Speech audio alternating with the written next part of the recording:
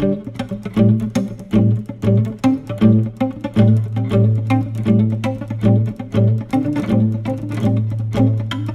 ler Mateus 21, do 1 ao 11. E quando se aproximaram de Jerusalém e chegaram a Betfagé, ao Monte das Oliveiras, enviou então Jesus 2 discípulos, dizendo-lhes: Ide à aldeia que está diante de vós, e logo encontrareis uma jumenta presa a um jumentinho. Com ela, desprendei-a e trazei-ma. E se alguém vos disser alguma coisa, direis que o Senhor precisa deles, e logo os enviará. Ora, tudo isso aconteceu para que se cumprisse o que fora dito pelo profeta, que diz: Dizei à filha de Sião: Eis que o teu rei aí te vem, humilde e assentado sobre uma jumenta e sobre um jumentinho, filho de animal de carga. E indo os discípulos e fazendo como Jesus lhe ordenara, trouxeram a jumenta e também o jumentinho, e sobre eles puseram as suas vestes, e fizeram-no assentar em cima. E muitíssima gente estendia suas vestes pelo caminho, e outros cortavam ramos de árvores e os espalhavam pelo caminho. E as multidões, tanto as que iam adiante como as que o seguiam, clamavam dizendo: Hosana ao filho de Davi, bendito o que vem em nome do Senhor, Hosana nas maiores alturas. E entrando ele em Jerusalém, toda a cidade se alvoroçou, dizendo: Quem é este? E a multidão respondia, dizendo: Este é Jesus, o profeta de Nazaré da Galileia. Amém e amém. Queridos irmãos, esse texto de Mateus 21, ele retrata algo que ficou conhecido na cultura cristã como Domingo de Ramos, ou, na passagem bíblica, a entrada triunfal de Jesus em Jerusalém. Esse dia era domingo, e era o último domingo antes de Jesus ser crucificado. Os irmãos sabem que o primeiro dia da semana, de fato, sobretudo na cultura hebreia, não é a segunda-feira, e sim o domingo. Então aqui seria o primeiro dia da última semana de Jesus, o primeiro dia daquela semana que findou-se com a crucificação. Aliás, o Warren Wiersbe, que é um teólogo extraordinário, de forma didática, ele organizou esta última semana de Jesus da seguinte forma: no domingo, que é o domingo que abre aquela semana, Jesus havia entrado triunfalmente em Jerusalém, montado no jumentinho, cantado e celebrado por todo o povo. Na segunda-feira, foi o momento em que Jesus purificou o templo, arrancando de lá os cambistas e restaurando o templo como casa de Deus e casa de oração. Jesus diz ali: a minha casa será chamada casa de oração. Na terça-feira, Jesus passou o dia inteiro discutindo com os líderes religiosos, tanto os fariseus, quanto alguns representantes dos sacerdotes, alguns representantes do ancianato judaico, quem detinha alguma autoridade religiosa que queria desconstruir tanto a pessoa quanto a fala de Jesus. Jesus passou em debate com estes durante a terça-feira, e esse debate de Jesus, ele é retratado nas parábolas e nas mensagens de Jesus que vão do capítulo 22 até o capítulo 25 de Mateus. Na quarta-feira daquela semana, Jesus descansou um pouco, como texto fala que ele se ausentou para ali se refazer. Na quinta-feira, Jesus voltou às suas atividades e ele então reuniu os seus discípulos no cenáculo, celebrou ali a Páscoa, converteu a Páscoa na ceia e depois de ter feito isso, cantou um hino, saiu do cenáculo, atravessou o Vale de Cedron e terminou aquela quinta-feira no Monte das Oliveiras. Ali dentro do Monte das Oliveiras havia um jardim particular, dentro do jardim particular havia uma fábrica de azeite chamada Getsêmani e ele esteve ali então no Getsêmani. Na sexta-feira de madrugada, na quinta para sexta, quer dizer, sexta-feira de madrugada, o Senhor Jesus, por volta das 3 horas da madrugada, ele foi levado por Anás e por Caifás até Pilatos. O Pilatos não quis julgar Jesus e ele então mandou Jesus para Herodes. O Herodes caçoou de Jesus e devolveu Jesus para Pilatos. O Pilatos, quando foi receber Jesus, ele teve a sua mulher dizendo para ele, Pilatos, que tinha tido um sonho e tinha se perturbado muito por causa de Jesus, e ela chama Jesus ali de o justo. E aí o Pilatos lava a mão e entrega na mão do povo. O povo condena Jesus, mas o Pilatos não queria que Jesus morresse de pronto, então ele coloca Jesus no tronco, e lá no tronco ele pede para que os soldados, os carrascos, apliquem em Jesus uma quarentena, que era com azorrague, aquela ferramenta que causava ali dilacerações terríveis na pele. Depois disso, Pilatos apresenta Jesus ao povo como que dissesse assim: olha, eu já fiz por ele alguma coisa aqui punitiva, já exerci alguma sanção contra ele, então deixa ele embora. Mas aí o povo vai e diz: não, a gente quer que ele seja crucificado. E o Pilatos ainda faz uma última tentativa de querer ali justificar aquele sonho da mulher, quando ele traz o Barrabás, que segundo a tradição era o pior dos presos que mantinham-se lá na fortaleza de Antônia, que era o local para o qual se enviavam os prisioneiros de maior periculosidade.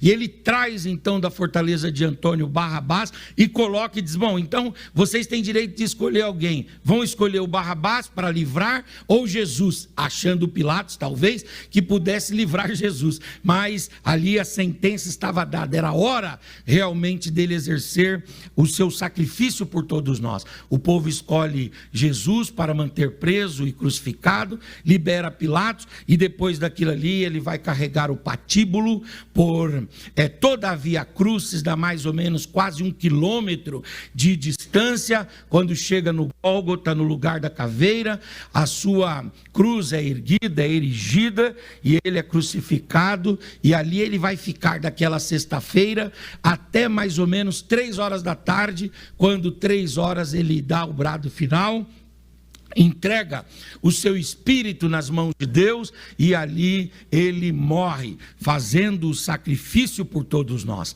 Aquela semana vai terminar com o sepultamento de Jesus na sexta-feira. No sábado as mulheres vão lá para embalsamar ou fazer os preparativos para embalsamar o corpo de Jesus, deixam as coisas lá, mas ainda não têm a liberdade de trabalhar no processo do embalsamento. E quando é domingo pela manhã, para a surpresa de todos, quando elas chegam para preparar o corpo de Jesus, na verdade a pedra que pesava 2,5 toneladas, ela está removida, e elas entram dizendo: quem foi que removeu esta pedra? E um anjo vai e diz para elas assim: mulheres, porque vocês procuram entre os mortos aquele que vive? Ele não está aqui, mas ele ressuscitou, ele está vivo.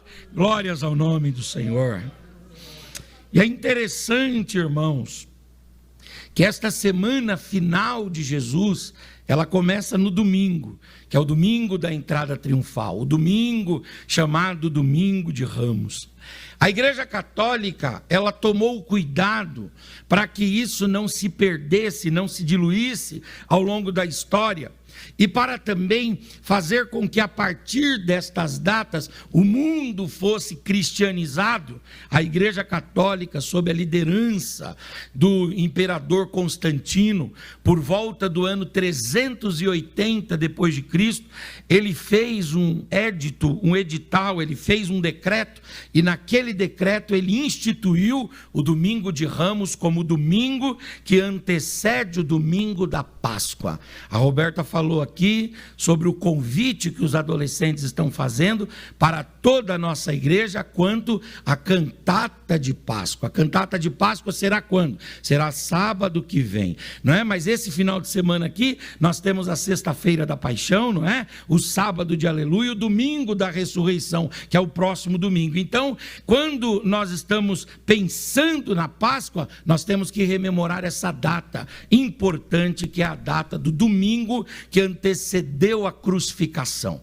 E aí o Constantino estabeleceu, e a Igreja Católica estabeleceu lá no 4º século antes de Cristo, essa data. O último domingo antes da Páscoa é celebrado no mundo inteiro o domingo de Ramos. E hoje, quando eu estava vindo aqui para a igreja, eu já tinha pensado nesse texto, e quando eu estava vindo para a igreja, foi interessante, porque a gente acabou fazendo uma procissão de carros. Se fosse época de política, uma carreata política. Mas, na verdade, o que estava acontecendo? Como a gente tem aqui a Igreja Católica, certo? De vidro, essa avenida nossa aqui serve também como um pedaço para que eles atravessem, né? E aí nós seguramos o trânsito ali na procissão. E é muito interessante que a gente vê o quê? As pessoas caminhando com um ramo na mão, E isso aí vem da onde? Será que isso vem da onde? Isso vem lá do 4º século da era cristã, mas isso vem da Bíblia. Isso vem de Mateus, capítulo 21, quando Jesus vai entrar em Jerusalém e o povo então coloca no caminho de Jesus o ramo, e aí eles vão colocando não só ramos, mas também as suas vestes, e o povo vai caminhando ao lado de Jesus e cantando a Jesus, dizendo: bendito e bem-aventurado o rei que vem em nome do Senhor. E o Senhor Jesus então tem a sua entrada gloriosa ali em Jerusalém, instituindo assim a sua última semana e abrindo assim os trabalhos de Páscoa. Amém, queridos irmãos? Essa semana é uma semana de celebração cristã. É claro que nós protestantes e nós evangélicos, nós pentecostais, às vezes não damos tanta ênfase a estas datas, né? Mas estas datas servem para que a gente possa pensar em alguns elementos da fé cristã. E uma das coisas que nós vamos pensar na Páscoa não é sobre o nascimento. Um dia eu perguntei para um irmão da igreja, eu falei: irmão, que dia é hoje? Ele falou: ah, pastor, hoje é domingo de Páscoa. Aí eu falei: que maravilha. E o que se comemora hoje? Ele falou: o nascimento de Jesus. Eu falei: não, peraí.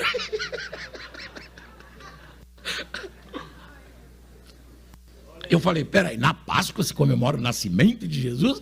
Não, na Páscoa se comemora a paixão de Jesus. E o que é a paixão de Jesus? É a morte, os 3 dias na sepultura e a ressurreição. É isso que se comemora na Páscoa. E o domingo de Ramos é que abre tudo isso. O domingo da entrada triunfal é que abre tudo isso. E nós, irmãos, não podemos descristianizar a nossa mente. Às vezes, no afã de querer se livrar de algumas amarras da igreja mais velha, da igreja antiga, o que a gente faz? A gente comete aquele erro que é dar banho na criança e quando a criança já está banhada, pegar a bacia, a água com a criança e jogar fora. Não, peraí, não é tudo que a gente joga fora não. Tem coisa aí que é pérola, tem coisa aí que é coisa boa.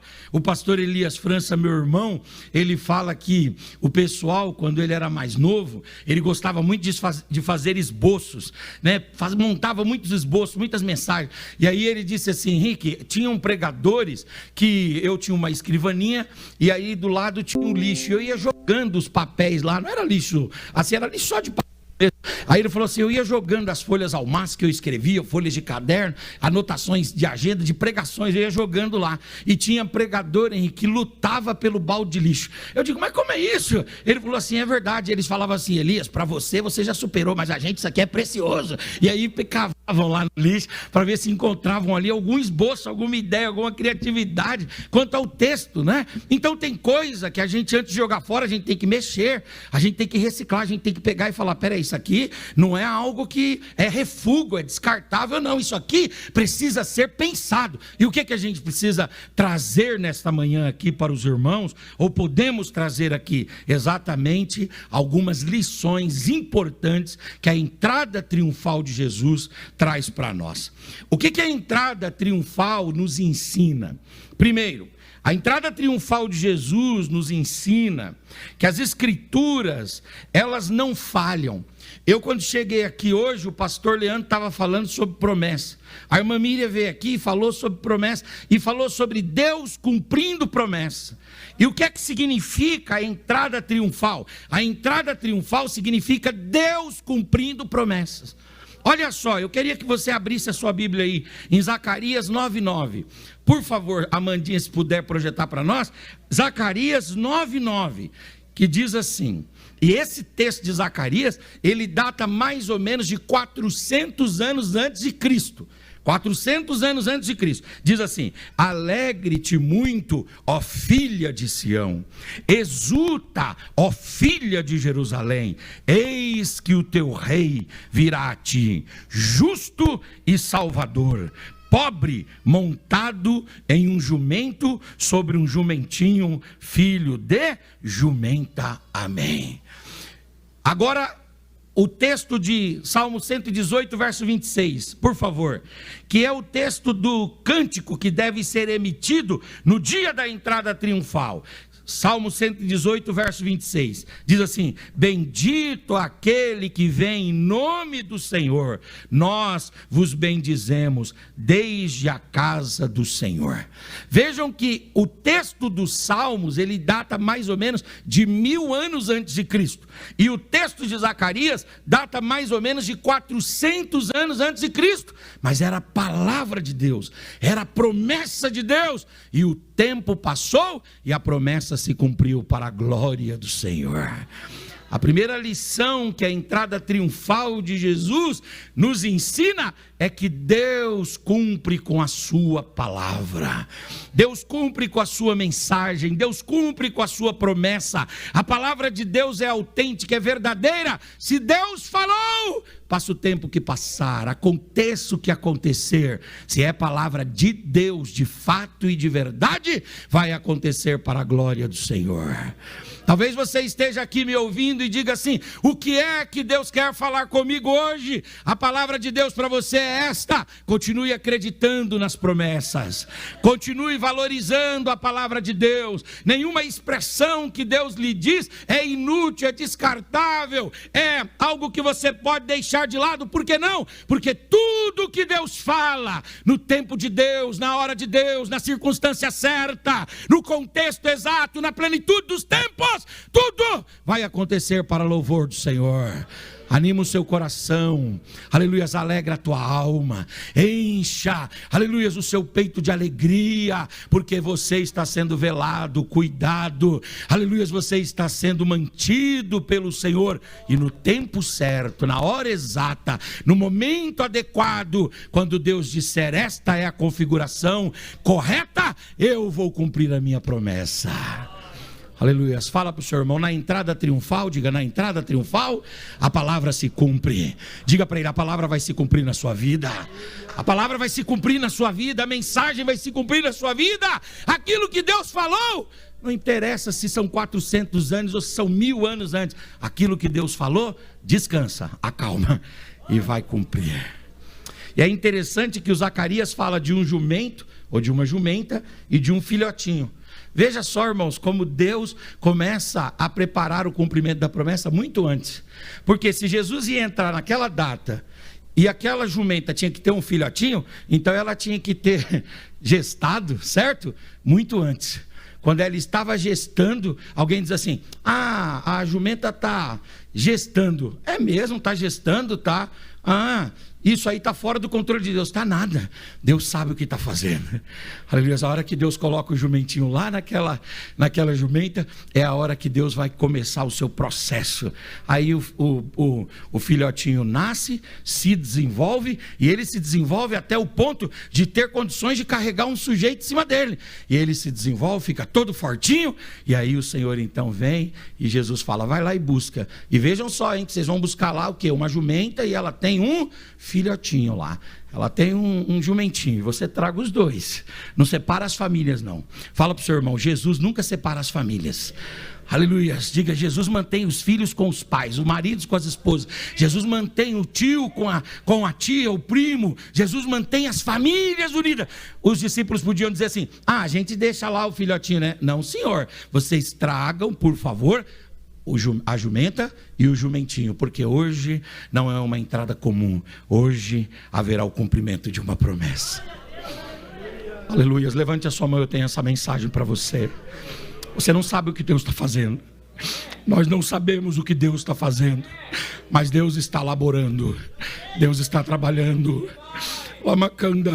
Deus está trabalhando. Levanta a sua mão que eu tenho essa mensagem para dar para você. Você não sabe o que está acontecendo, mas há um movimento espiritual, há uma ação gloriosa de Deus, que quando a promessa se cumprir, você vai entender tudo. Quando a promessa de Deus se cumprir, você vai entender tudo. Aleluias, aleluias, aleluias. As escrituras, irmãos, são maravilhosas. Uma segunda lição que essa entrada triunfal nos ensina é que ela fala do período da popularidade de Jesus. Nós sabemos que o ministério de Jesus, ele foi dividido em 3 períodos. O período do anonimato, o período da popularidade e o período da rejeição. Então, no período do anonimato, foi o primeiro ano do ministério de Jesus, que foi um período que praticamente as pessoas não sabiam ainda a respeito da sua grandeza, mas ele já vinha pregando, fazendo milagres, ensinando, ele já vinha com os discípulos andando pelo país, mas a sua mensagem era muito setorizada, era muito localizada, era muito bairrista. Jesus ainda não tinha expansão nacional, Jesus não tinha propagação nacional, era um período de anonimato. Ele andava, fazia sua obra, mas ela circunscrevia-se apenas ao local da sua realização, ela não se estendia. Mas chega o momento, irmãos, da popularidade. Chega o momento de Jesus atrair as multidões. Chega o momento de Jesus ser cantado, ser celebrado, ser enaltecido, ser, aleluia, reconhecido. E nesse período da popularidade, ele tem início exatamente no momento em que Jesus entra de forma triunfal em Jerusalém. E aí depois é óbvio que Jesus vai passar pelo período da rejeição. É muito interessante, queridos irmãos, que tem momentos que Jesus já está agindo na nossa vida, mas nós mesmos às vezes não temos ciência ou a percepção clara, e as pessoas também não identificam. Mas tem dia, tem momento que Jesus se populariza na nossa própria vida. Aleluia, ele faz coisas que nós mesmos nos admiramos, e quando nós vamos para as outras pessoas, as pessoas dizem: rapaz, você deve ter alguma coisa especial com você. Por quê? Porque de fato Jesus faz coisas por você extraordinária. Talvez você esteja vivendo um momento de Jesus ali fazendo as coisas e trabalhando, mas que você mesmo não vê evidências disso. Mas vai chegar o dia que ele vai entrar triunfalmente, e quando acontecer isso, haverá popularidade da ação de Jesus na sua vida. Aleluias. Tem dia, irmãos, que nem nós mesmos podemos dar testemunho do que está acontecendo, mas tem dia que nós damos testemunhos, e as pessoas que estão ao nosso redor dão testemunho também a respeito dos feitos maravilhosos do Senhor. Às vezes na família acontece muito isso. Você é cristão e você já vem ali cumprindo as coisas de cristão. Você vem ali orando, lendo a palavra, você vem cultuando, mudando a sua vida, o seu caráter. Você tem ali toda uma postura cristã e a sua família parece que ela não percebe isso, parece que ela ignora isso. Mas chega um tempo que Deus começa a fazer coisas extraordinárias, que a sua própria família começa a falar sobre você nos cantos. Mas não estão falando sobre você, estão falando sobre o que Jesus está fazendo na sua vida. E elas estão falando, está mudada, está diferente, ele está diferente. Tem alguma coisa acontecendo e é alguma coisa boa. Até que alguém vem e fala para você, como é que a gente faz para ir lá na igreja com você? Igual uma irmã contou para nós domingo passado, dizendo o seguinte, que a vizinha dela, família dela ali, tal, parentes, tal, eles viam ela sempre indo para a igreja e sempre assim, sabe, ignorando, desconfiando do evangelho, achando que ela não tinha sido transformada e tal. Aí, mas ela continuou e Deus foi fazendo a obra, fazendo a obra, fazendo a obra. Ela foi tendo a vida mudada, transformada, até o dia que os vizinhos, os parentes começaram a dizer, hoje você não sai de casa sem a gente ir para a igreja com você, porque tem alguma coisa lá que Deus está fazendo. Aleluia, glória a Deus. Tem período que Jesus fica no anonimato na nossa vida. Ele já está fazendo, mas ele está no anonimato. Mas tem período que ele se expõe através da nossa vida. Não para a nossa glorificação, mas para o reconhecimento da grandeza dele, da glória dele, do amor dele. Levante a sua mão, eu quero dizer isso para você. Jesus vai se tornar popular através da sua vida. Aleluia, as pessoas procurarão você e tentarão entender o que é que Jesus está fazendo na sua vida. E a sua palavra, qual que é? A sua palavra será uma só, é Jesus. É Jesus. Aleluia, é Jesus. Fala para o seu irmão, quando te perguntarem, responda de forma mais simples, é Jesus. É Jesus que está fazendo, é Jesus que está abrindo as portas, é Jesus que está respondendo as orações, é Jesus que está cumprindo promessas, é Jesus. Conhece Jesus e você vai ver a sua vida mudar também. Conhece Jesus de verdade e você vai ver a sua vida ganhar notoriedade também para a glória do Senhor. Terceira coisa que esta entrada triunfal nos ensina é que de fato e de verdade, Jesus, irmãos, ele é rei. A sua realeza é destacada na entrada triunfal. Por que ela é destacada aqui? Primeiro, porque lá na profecia de Zacarias está escrito que o rei entraria. Então ali é um aspecto. Segundo, porque o Senhor Jesus é chamado pelos que estão ali de filho de Davi. E quando ele é chamado de filho de Davi, qual é o que estão conectando? Qual que é a conexão que estão fazendo? Estão dizendo, bom, ele é o filho de Davi, o Davi foi o rei. O Davi morreu. Na ausência do rei, o filho do rei, que era príncipe com a presença do rei, na ausência do rei, o que o filho do rei vira? O rei vira rei, o príncipe vira rei, o filho do rei vira rei, não é assim? Nós não tivemos agora lá na Inglaterra a morte da rainha Elizabeth, e o que aconteceu com o Charles III? O Charles III era o que antes? Ele era o príncipe, lembram disso? Príncipe Charles. E agora? Agora não, agora ele é o rei. Tinha a realeza, né? Tinha a rainha, agora tem um rei, Charles III. Porque na ausência do rei, o príncipe vira rei. Quando eles falam, olha, bendito Hosana ao filho de Davi, eles estão dizendo, bendito é o rei. Jesus é o rei, irmãos. Aleluias, ele é o rei, ele é o Senhor. Aleluias, glória a Deus. Agora tem uma outra coisa aqui que fazem como se fizesse para rei. Eles estendem os ramos nas ruas. Os ramos nas ruas. Vocês já repararam que naquelas esfinges, naquelas estátuas, naqueles totens que tem aqueles imperadores romanos, geralmente eles têm uma estrutura que é montada aqui, que ela é como se fosse de um ramo trabalhado, sim ou não?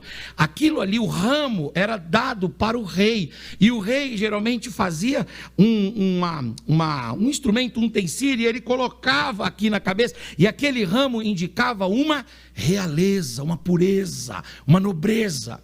Mas olha que interessante, o texto fala que eles pegam os ramos e não colocam só na cabeça, eles colocam nos pés de Jesus. Esse ato de colocar nos pés era um ato que só podia ser dado a César, ou alguém que era maior do que César.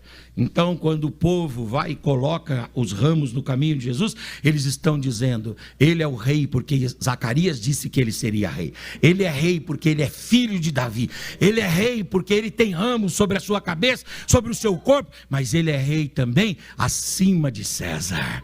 Nós não somos escravos de César, nós somos servos de Jesus. Jesus é o nosso Senhor. Ele é maior do que os governantes, maior do que os reis, maior do que os imperadores. Ele é maior do que os tiranos. Ele é maior do que os grandes deste mundo.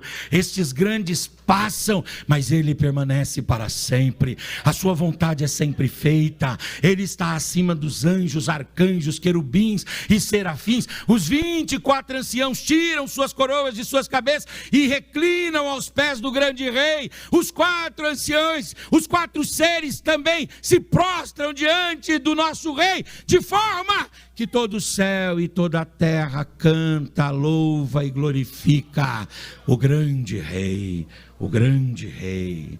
Agora eu quero ler com os irmãos o Salmo 24, por gentileza. Olha o que diz o Salmo 24 sobre a realeza e a nobreza de Jesus. Olha o que diz o Salmo de número 24. Aleluias. Do Senhor é a terra, aleluias, e a sua plenitude, o mundo e os que nele habitam. O César dizia, o mundo é meu, mas Jesus está dizendo, o mundo não é seu não, César.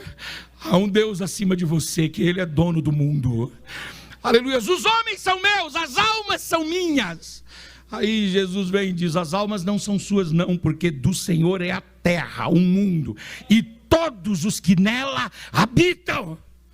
Hoje eu estava lendo de manhã sobre isso daqui, aí eu falei para o Eduardo, pega a Bíblia Católica aí, Eduardo. Bíblia Católica? É, Bíblia Católica. O Eduardo ficou assim, ô pai, o que está acontecendo? Falei, calma filho, ela é material de consulta. Abre aí em Sabedoria 11:25. Aí ele abriu lá. Sabedoria é um livro que a gente não usa aqui não, irmãos. Estou só citando aqui para os irmãos verem que mesmo lá a verdade é esta. E aí estava escrito lá, toda a criação só é criação porque o Senhor quer que seja. Toda a criação só é criação porque Deus quer que seja. Aleluia, do Senhor é a terra, toda a sua plenitude, o mundo e aqueles que nele habitam. Aí vem o verso 3. Quem subirá ao monte do Senhor, ou quem estará no seu santo lugar? Aquele que é limpo de mãos e puro de coração, que não entrega sua alma à vaidade, nem jura enganosamente. Este receberá a bênção do Senhor e a justiça do Deus da sua salvação. Esta é a geração daqueles que buscam a sua face, ó Deus de Jacó. Levantai, ó portas, as vossas cabeças, levantai-vos, ó entradas eternas, para que entre o Rei da Glória. Quem é este Rei da Glória? É o Senhor forte e poderoso, o Senhor poderoso na guerra. Levantai, ó portais, as vossas cabeças, levantai-vos, ó entradas eternas, para que entre o Rei da Glória. Quem é este, o Rei da Glória? É o Senhor dos exércitos, ele é o Rei da Glória, é o Senhor Jesus. Levante a sua mão, os súditos do nosso Senhor. Levante a sua mão. Quantos podem aqui declarar fidelidade ao único Rei, declarar submissão ao único Rei, declarar obediência ao único Rei, declarar louvores e celebrações ao único Rei? Nós cantamos a Jesus, adoramos a Jesus e celebramos a Jesus. Ele é o Rei eterno. Aleluias, glória a Deus. Já foi falado aqui hoje que parece que Deus fugiu do controle das coisas, mas eu quero dizer para você que não, elas estão sob o estrito domínio de Deus, porque Ele é Rei. Ele é rei conforme Zacarias, ele é rei conforme o cântico do povo, conectando ele com Davi. Ele é rei por causa da ramagem, mas ele é rei também, aleluias, porque depois da sua morte, da sua ressurreição, ele assentou-se à direita de Deus Pai, e ele está reinando, ele está reinando, e ele está reinando. Mas ele não é só rei nesse aspecto, ele também é rei no aspecto de que haverá o reino milenial nessa terra. E no reino milenial, ele descerá e ele reinará essa terra aqui e todos os homens que estiverem aqui. Mas ele não é só rei por isso, ele é rei porque no estado eterno de glória, todos seguirão a sua lei, obedecerão a sua voz e serão exatamente seus servos. Aleluia. Agora não adianta o Senhor ser rei em tudo isso e não ser rei no seu coração. Quem está sentado no trono do teu coração? É o seu ego? É o diabo? É o mundo? É o pecado? São seus próprios caprichos? Ou nós destituiremos qualquer tipo, aleluia, de rei que queira sentar no trono do nosso coração, para darmos o lugar ao único que é digno de se assentar nos céus, mas também de se assentar no nosso coração, na nossa mente, como Rei e Senhor das nossas vidas. Levante a sua mão e diga para Jesus: tu és o meu Rei, tu és o meu Senhor. Diga para Ele: comanda a minha vida, Jesus, comanda a minha vida, comanda meus passos, comanda meus pensamentos, comanda minhas palavras, comanda, Jesus, a minha vida, comanda os meus sonhos, comanda os meus projetos, comanda a minha família. Guia, Senhor, eu estou aqui pronto a te servir e a dizer: a minha vida é tua. Aleluia, tudo que eu tenho, tudo que eu sou é teu e é só teu. O Senhor é o Rei e o Senhor é o Rei. E para nós terminarmos, a entrada triunfal nos ensina uma última lição aqui. Diz assim, que Jesus veio montado em que, irmãos? No jumentinho. Geralmente, quando a gente pensa em realeza, a gente pensa em jumentinho. Imagina só, né? Provavelmente Jesus, se fosse numa época de cavalos, ele escolheria lá um manga larga. Não é isso? Manga larga, né? Sangue puro. Aqui, ó, pastor Sanderley gosta de cavalo. Esses dias na foto do perfil dele tinha lá um cavalo. Eu falei: o que é isso aí? Ele falou assim: não, pastor, eu gosto, é meu hobby. Eu falei: rapaz, que legal, eu não sabia. Ele gosta, né? Muito legal. Cavalo, o meu pai, ele falava: Henrique, quando eu era jovem, eu tinha um cavalo. Eu falei: oh, que maravilha. É o pé de pano. Foi o cavalo do meu pai que colocaram o nome, o pé de pano, naquele cavalo do pica-pau. É o pé de pano. Quando você pensa num rei, você pensa num rei entrando num cavalo, sim ou não? De repente, você pensa lá nos reis magos vindo de camelo, certo? Quando você pensa nos reis magos, por conta da região desértica, de toda a dificuldade que existe ali, você pensa nos camelos, sim ou não? Mas os sheiks modernos, os reis modernos, a gente pensa nas Lamborghinis, não é? Lamborghinis, qual outro carro? Nas Porsches, né? Maserati, a gente pensa nesse nível aí, não é assim? Mas Jesus, irmãos, ele não tinha Lamborghini, nem tinha camelo e nem tinha, aleluias, um cavalo puro sangue. O que Jesus tinha? Ele tinha uma jumenta, ele tinha uma jumentinha e tinha o filhotinho da jumenta. E ele podia montar na jumenta ou montar no jumentinho. O que ele fez? Ele montou no jumentinho. Jesus é humilde. Jesus é humilde, irmãos. Aleluias. O mestre da humildade está entre nós. Aleluias. E isso quer dizer que Jesus deve nos ser referência nesse aspecto. No aspecto de que nós também devemos nutrir o nosso coração da humildade de Jesus. Quanta gente arrogante, prepotente, ensimesmada, quanta gente julgando na vida ser alguma coisa. Quando nós olhamos para Jesus, o que nós encontramos? Nós encontramos alguém humilde, que se basta com os jumentos, mas não é só com os jumentos não, tá? Que se basta com o filho da jumenta, com o jumento menor. Aleluias. Eu imagino a história que aquele jumentinho tinha para contar quando ele estava no estábulo. Algum pregador um dia fez essa alegoria e eu gostei muito. Diz que lá estavam os camelos dos reis árabes. E os camelos diziam: eu carreguei fulano de tal, ciclano e beltrano. E do outro lado tinha os cavalos dos reis, dos imperadores romanos. Eu carreguei Júlio César, tá? E aí tinha um jumentinho dizendo: rapaz, vocês não sabem de nada. Aí, rapaz, qual é a sua história? Eu carreguei o rei do universo. Aleluia. Ele repousou sobre os meus ombros. Aleluias, Ele repousou sobre os meus ombros, dando dignidade aos pequenos, honra aos pequenos, aleluias, trazendo nome aos pequenos e agindo com humildade. Fala para o seu irmão, seja humilde, diga, seja humilde. Jesus vai honrar você na sua humildade. Obrigado, Deus abençoe.